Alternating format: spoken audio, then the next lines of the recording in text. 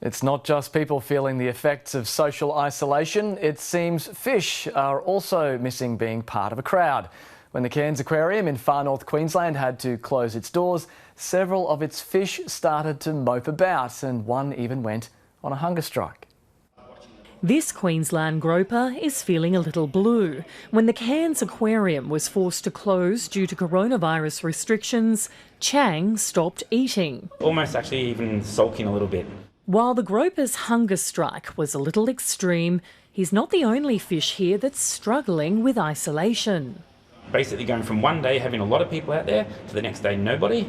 Yeah, it was actually quite a noticeable difference in the animal's behaviour. But Chang felt the separation harder than others. He loves to sit there in the acrylic, right up with his face close to it, watching people. It's not only the fish at the aquarium that are missing the crowds, it's a similar story on the Great Barrier Reef.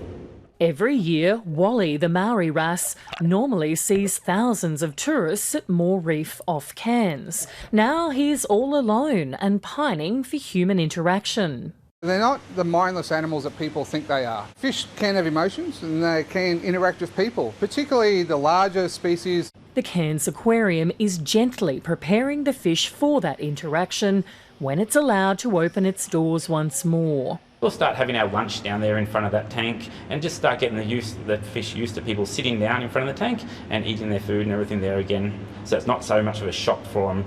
Watching and waiting, hopefully, for that day to come. Sexton-McGrath, ABC News, Cairns.